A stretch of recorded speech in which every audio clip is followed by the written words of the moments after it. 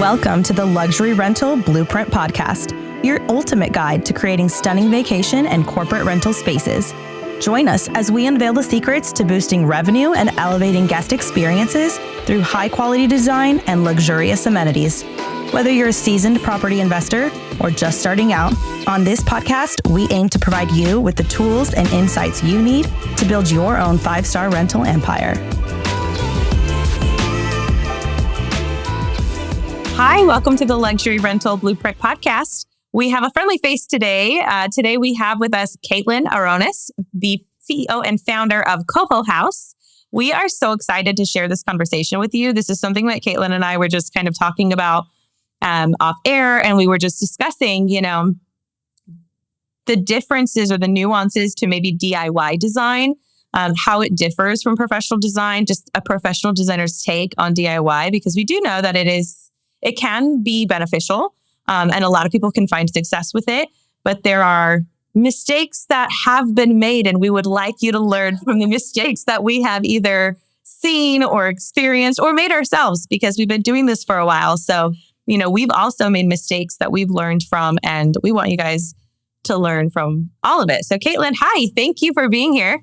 Oh, it's so good to see you again. Yes, I'm super excited to chat. I completely agree with you. I think there is I think a lot of people think as designers that we have a no DIY policy, which I think is a huge misconception.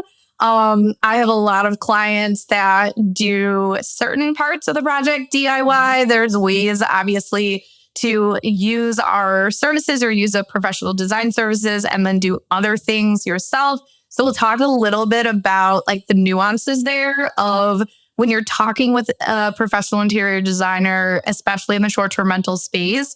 There's certain questions to ask of hey, if you do this part of the project, can we do this part of the project? Or do you offer e-design services where we hand over a list and you do procurement and installation yourselves and we kind of help you through it.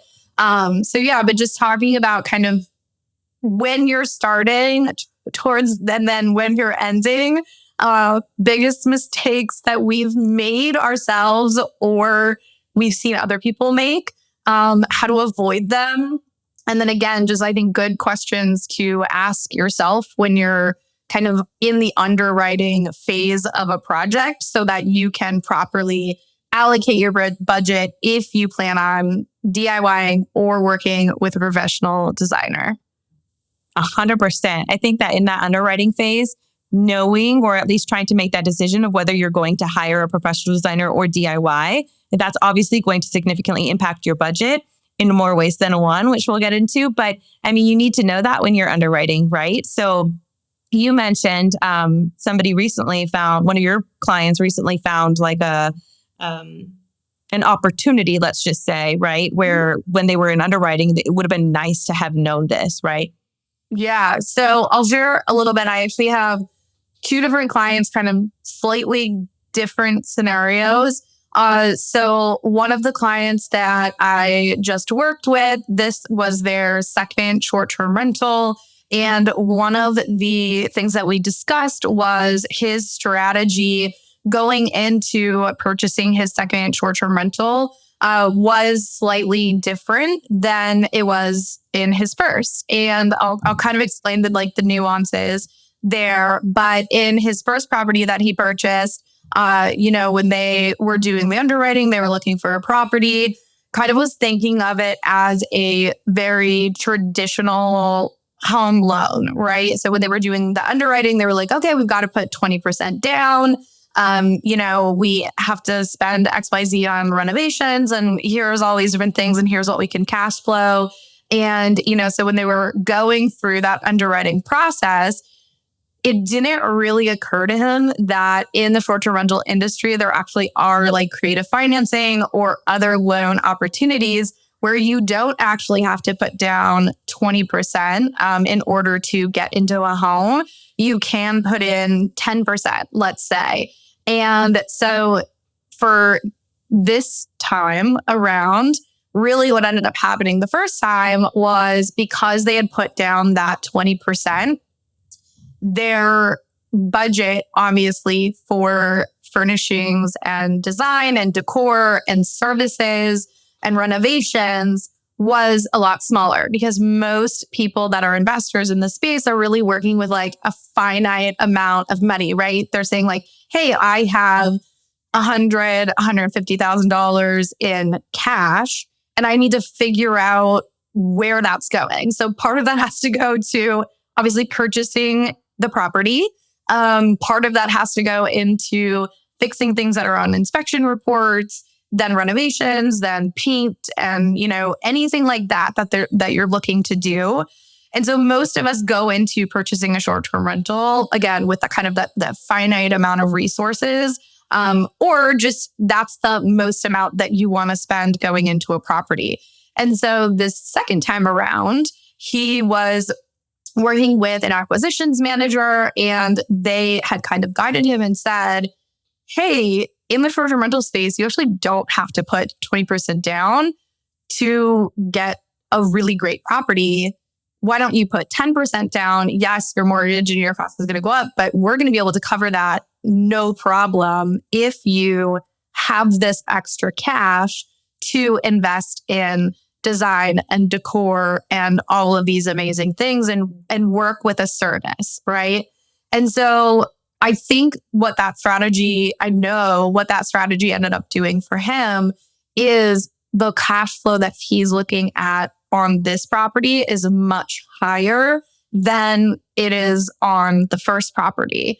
And so again, it was just an interesting, one of those little things that like is actually not so little. It's a trickle down effect, right? And so you are working with finite resources. How do you allocate them appropriately? Now, that was one client. My other client is kind of in the opposite boat, right? And so she has purchased a property and, didn't use that strategy. And so we're now kind of talking about how do we do this in phases? How do we make sure, there's certain services that she's not going to be able to use this time around because she did put a larger percent on the property itself. So put a larger percent down.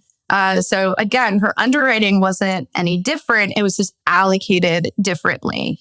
And so, one of the challenges that I think she's facing is she doesn't want to do those services. She doesn't want to do the examples. What are some of those examples of those services that like, because her budget has decreased because the underwriting just turned out the way that it did. Since her budget is lower, what are some of those services that she can no longer hire out and is going to have to DIY? So I would say one of the biggest missed pieces during underwriting is allocating for warehousing and receiving as well as installation. I think a lot of people think about, okay, how much are how much am I going to have to put forward to furniture and essentials and the kitchen and making sure everything looks good, right? That's a normal part of underwriting. I think majority of people understand that. I've got to put stuff in this house. There's nothing there. So I've got to put stuff in this house. And so I think a lot of people will take a look at it and they'll say, okay, I know I need to spend, between $30,000 and $40,000, right? Whatever that is, if it's a larger house, between 60 and 75. But again, we help them through that. We help them understand budget allocation. However, the biggest pieces, like I said, I think that are often missed are that piece of, okay, you just bought $40,000 worth of product. Where is it going? Where is it being consolidated into a warehouse? So you and I both work with like a great warehousing company in Southern California. I work with a handful of warehouses all over. So we've got one that we work with in Portland, one in Oklahoma, one in the Poconos, one in Tampa. And so they can kind of cover majority of the country for us. Obviously gas prices increase and all of those different things. But when you're looking at that, I would say, and I'm curious, for you, but I would say for warehousing, for us, for warehousing, receiving, and delivery, most of the time it's between like $2,000 and $4,000, like on average, is a piece of the puzzle. And so it's usually a piece of the puzzle people don't account for. And then, when you move into installation, which I know we've talked about. So my husband, Alex, runs the installation side of our business. He's actually on an install right now for another designer in West Virginia. So he's sending me all the fun updates. And we just finished an install in Florida. But same thing, you have an entire house to build all the furniture, professionally put up the wallpaper, style everything, hang every TV, build every bunk bed, put your mattress encasements, on, wash the dishes. Organize your owner's closet, all of these different things. And I think a lot of people think, oh, it's going to be similar to moving, which is, if anybody's moved, it is a feat in and of itself. What they don't account for is it's basically moving without having a single thing built. So if you're moving, a lot of the times you're like, hey, I'm moving this chair that was already in my house, right? But who's going to build the chair? Who's going to do the trash removal? That's a big one. We always talk about that is do you have to rent a dumpster? Is there furniture that needs to be removed from the property? There's owners that sometimes are like, oh yeah, no furniture. But then we show up on site and there's a bunch of furniture that's been left over. So how do we get rid of that? Because a lot of dumps don't, again, take furniture. So we have to figure out a way to remove that. So I would say the biggest, again, pieces and, for installation, on average, again, industry standard for, procurement. And, again, that's another big piece. We were trying to order, we're all in the ordering phase right now, right? It's the holidays. So everybody's ordering a bunch of stuff, which is fun when it's Christmas shopping.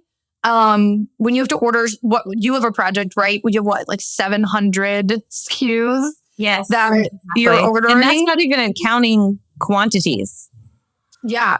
Right. And that's just SKU count. And it's making sure you have the right pillow inserts for the right size, pillow covers, and you have the right size curtain rods for the right size curtain and the right length curtain for the right, all of these different things. Looking at tracking times, making sure that things aren't going out of stock. If they do go out of stock, finding those replacement items quickly, getting those approved. Orders sometimes get canceled. So you have to keep an eye on those, make sure that all of that stuff's happening. Damages, if things come damaged, who's responsible for that? So really that part from a DIY standpoint, and again, when you're in that underwriting phase, I would say those are kind of the three biggest items that are missed. And they're not small amounts of money. You and I were talking about it, on average, for installation costs, industry standard is anywhere from $4 to $7 a square foot, right? And that's not including specialty items or wallpaper or outdoor spaces, right? So a lot of those things get added on. And so that can be a significant number. We've done everything from small studios to 7,000 square foot houses. And I'll save all of the juicy details of install for Alex when he talks to you, because I'm sure he's got a million more tips that he can give you that I'm not privy to and quite frankly do not have any interest in. But he's so good at it and it's so streamlined. And going to remote places, he's in West Virginia right now. I couldn't tell you, my whole family's from West Virginia. We all were like, you're going where? Like, we've never heard of it. And we're from there. And so all of us are like, what? This is like a small town. How are you going to find labor? How are you going to find trash removal? And he just does it and it's incredible. But if you try to do that yourself, it would, like I said, I'm amazed at the amount of work it is. And I've been doing this for a really long time. So people that do DIY, I think that's one of the things, time and money wise, that is the most underestimated. Have you ever had a client that, I'm curious, have you ever had a client that said you do design and then maybe you did procurement, but they do install themselves? And have they ever come back to you and said, SOS? Like 100%. So I try to be as supportive to those clients that do need to or want to do the install on their own. And I try to help them as much as I can. But 100%, I get messages from those clients constantly of like, hey, what about this? What about this? Oh, well, this actually may have been missed. Like, what do we do about this? Oh, the curtains, yes, they're the right length, but then there was that 1.5-inch curtain clip that dropped it down. So now it's pulling on the floor. Do I swap them? What do I do? There's so many things that come into when you're doing the install. There's always going to be a hiccup. And it's just like, how are you prepared to take that on? So 100% we do. And in my experience, when there's DIY involved, it takes several months longer than when you complete it in-house. For example, I had a project. This is what we're in December of 2024 right now. I had a project that I started in August of 2023, and he just launched about a month and a half ago. I will say he 100% flipped that house, like turned it inside out, completely renovated both bathrooms. The kitchen got completely renovated. I mean, we're talking about climbing up on a ladder and like painting beams on a vaulted ceiling. He completely redid the backyard. I mean, it turned out epic, but he did all that himself. And so it took some time. Yeah. Versus whereas if he wanted to do it himself, let's just be clear about that. Yes. Right. It was that he really wanted to experience on his own. But if you want to compare, if you were to hire a general contractor to do that and then have the professional team do the installation, it would have taken us maybe 8 weeks. You and I just talked about, we've both had projects recently where we had full renovations, significant renovations, and we went through the full design phase, the renovations, all the research that went into it, all the way through to list in like 8 weeks. So it can be much quicker when there are systems and processes in place, because this is what we do all day, every single day, literally 100%. In our sleep. Sometimes 15 hours a day.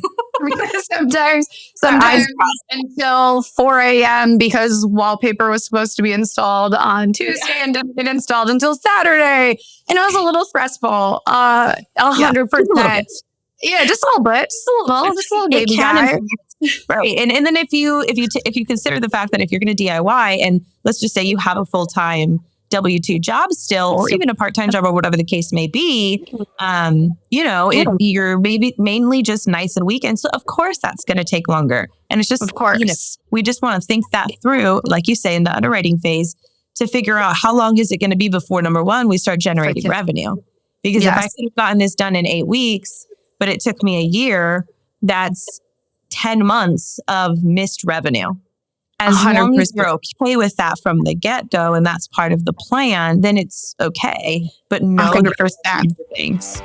Transform your real estate investment with Mumford Designs, the boutique interior design firm specializing in short-term and medium-term rental properties.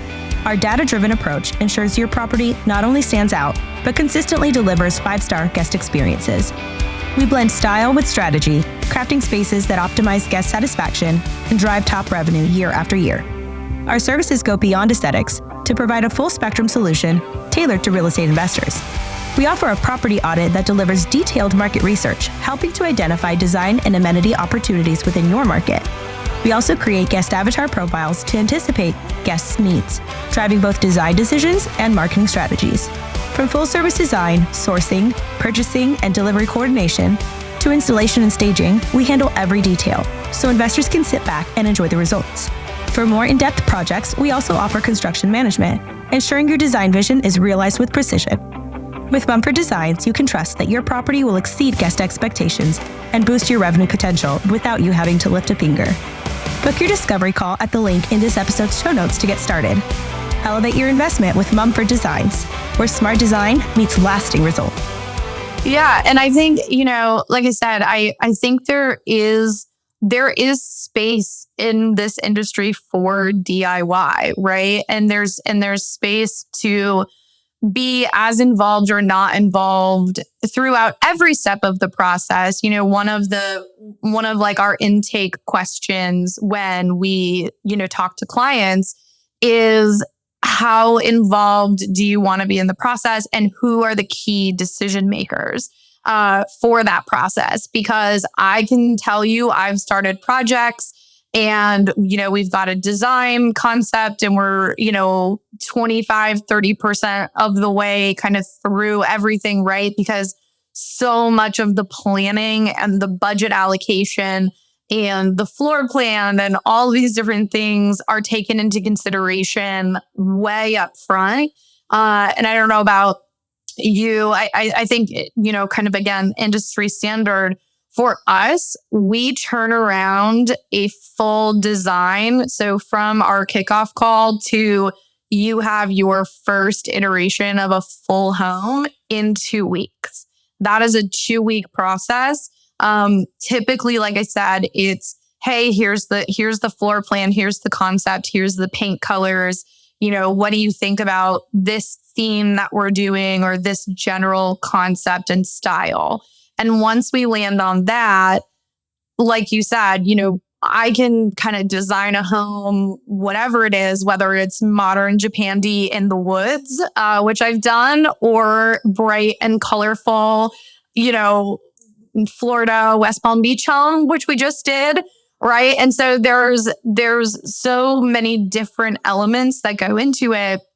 Obviously, when you have a more kind of what I would consider like a maximalist style, there's a lot more decisions to be made. There's, again, a little bit more involved there as opposed to having a minimalist style. However, our timeline for getting you a design, like a design of a full home, this is what it's going to look like, this is the layout, this is how many beds you're going to have, this is how many it sleeps, all of that good stuff is done within a 2-week time frame. And then obviously you've got to account for, I tell clients, so that client that we just had, that we turned everything over, construction, backyard, project management, full kit and caboodle in 8 weeks.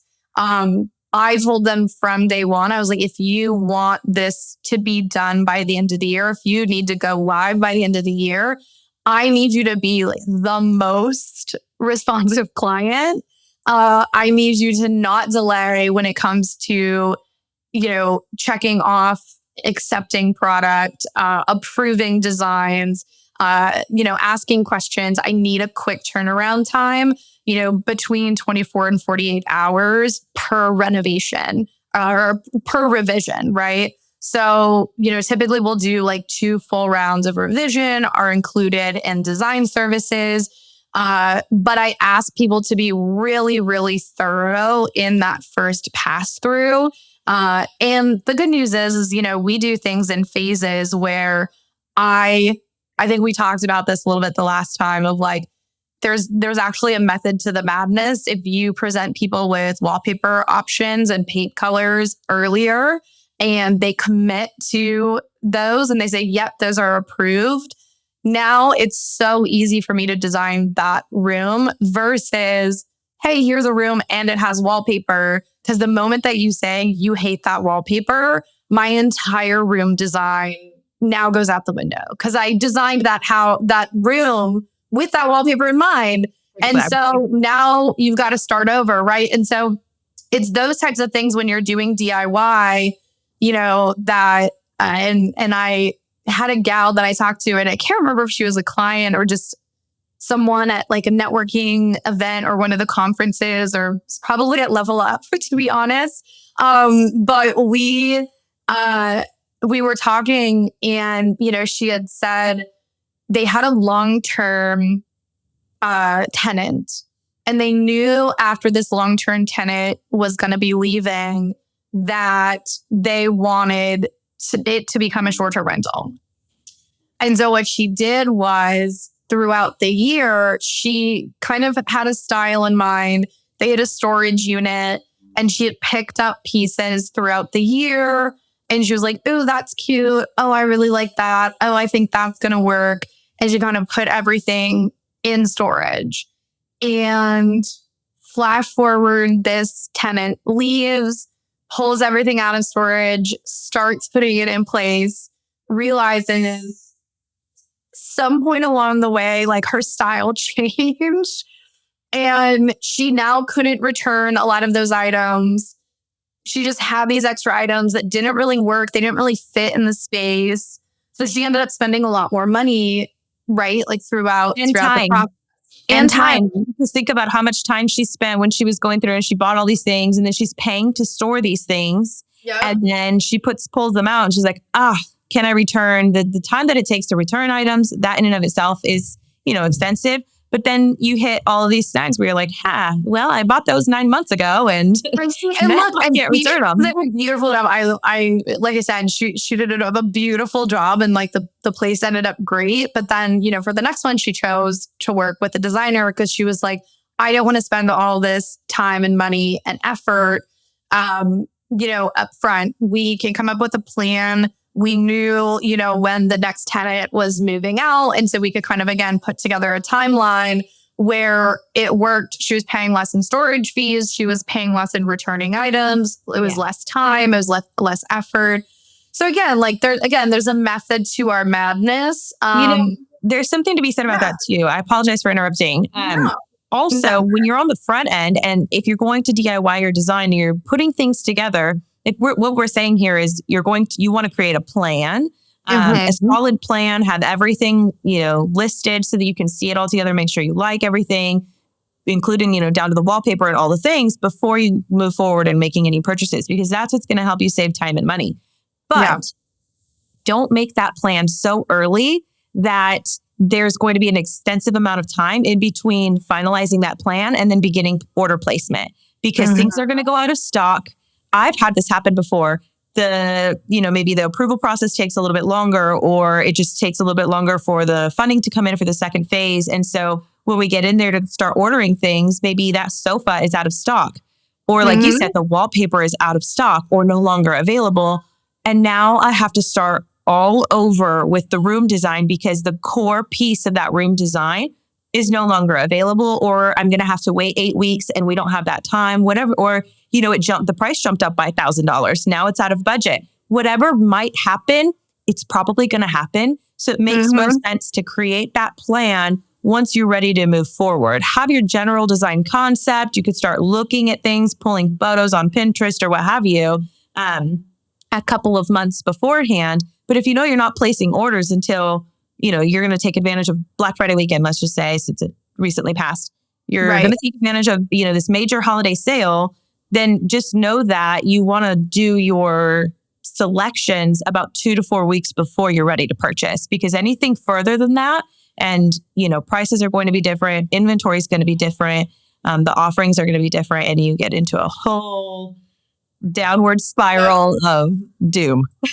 Yeah. And, you know, on that same point, I would say, you know this, I know this, again, from a procurement standpoint, because we've done this for a long time. And so I used to work for furniture manufacturers. I'm very aware of how furniture manufacturers just work in general, and stocking and all of that good stuff. And the reason that I bring that up is because, like you said, we are in December of 24. And what a lot of people don't account for is this time of year is a logistics nightmare when it comes to furniture, when it comes to pretty much everything.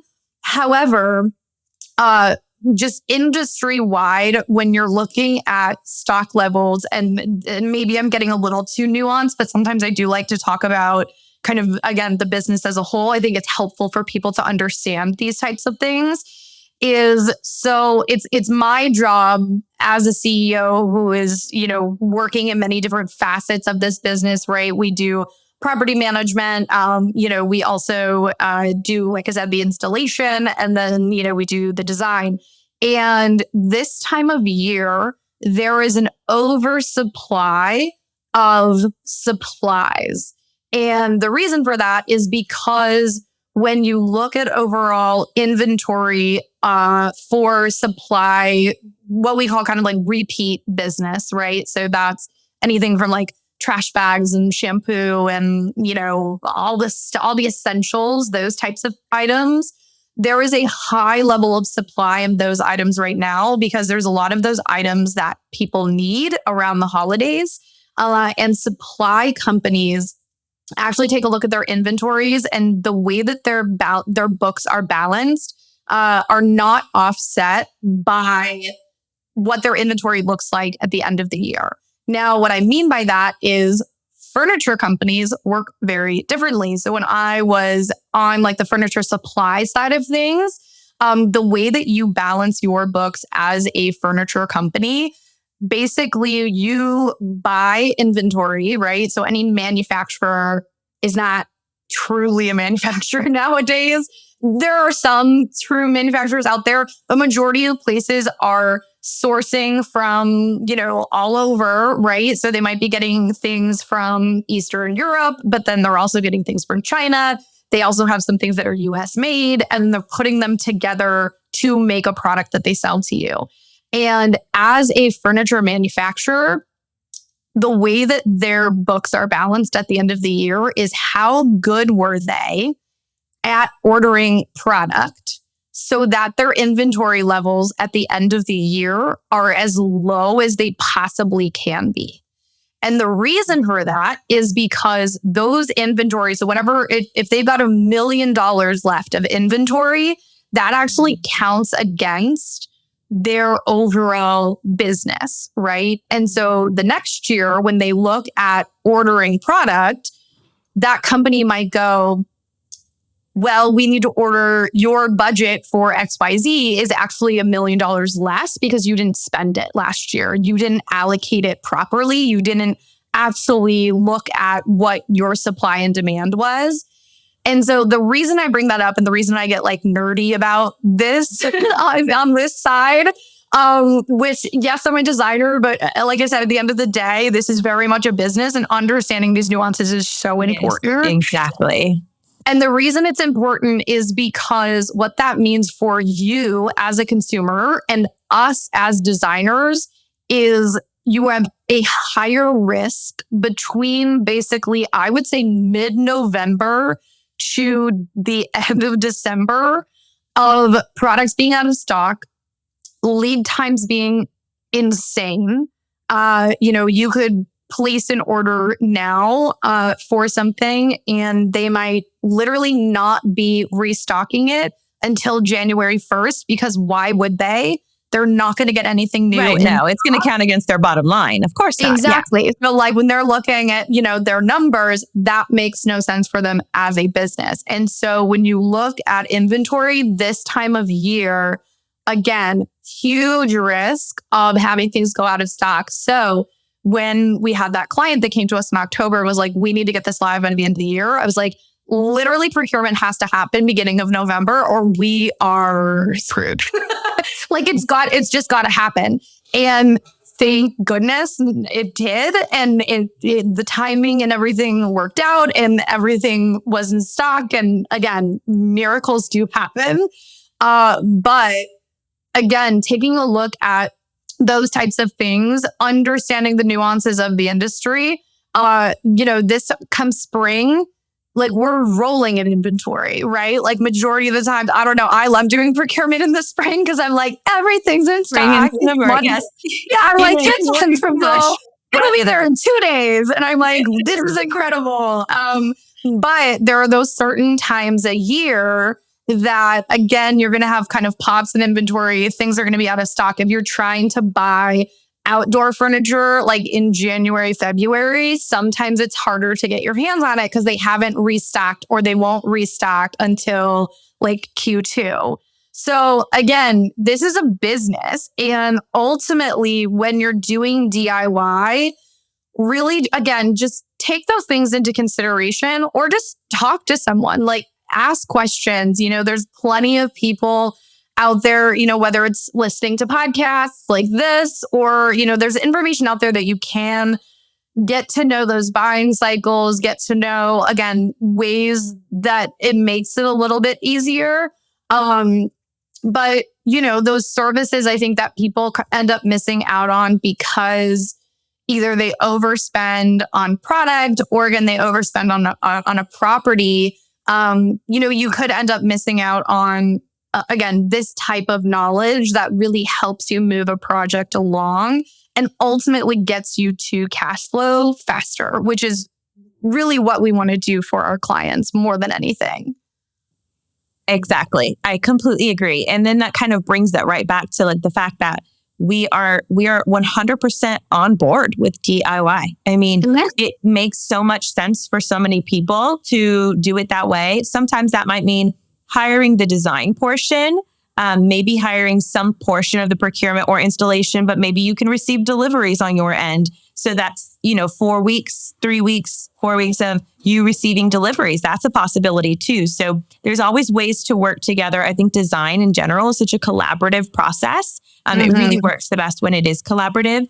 And for me, the most designers that I've met in this space, in the STR and MTR space, really our top goal is to make our clients' businesses successful. So whatever that means, we're just like big cheerleaders, essentially.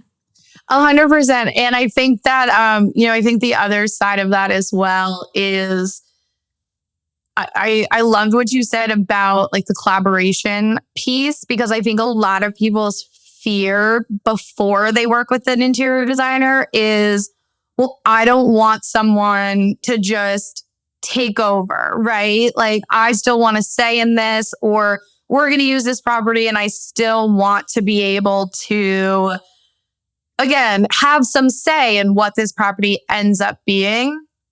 And there's certain decisions, I found this on a handful of my last clients. And I had a client actually earlier in the year that I would say was one of the most helpful kind of scenarios, I guess, that I've had in a really long time as a designer, because there's decisions that I make that just make sense.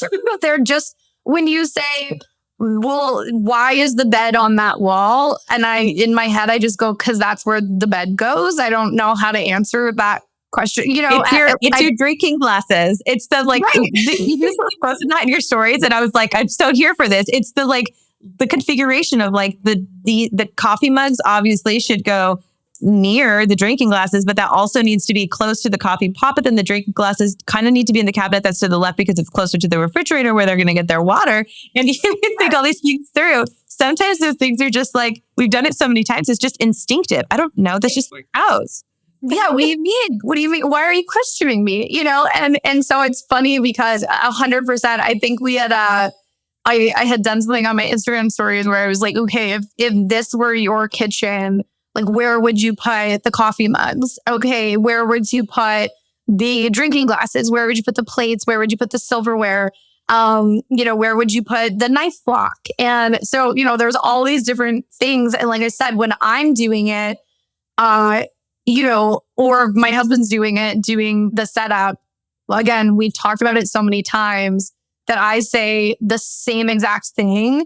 I'm like, well, the coffee mugs go above the coffee machine. And where does the coffee machine go? And, this last house that we did, I'm sure we can show a picture of like the kitchen, and the way that I had laid it out, first of all, made so much sense to me. But the other side was, the owner came in and they were like, oh, there's this there's an island, kind of an island. It wasn't an actual like kitchen island, but there was one of the countertops that we left empty, that we didn't do any styling. We didn't do anything on.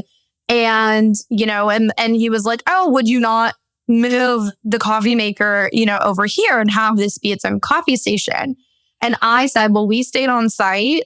And I can tell you, when we ran to the grocery store, when we went and got drinks, when we got takeout, when we got anything, that's where it went.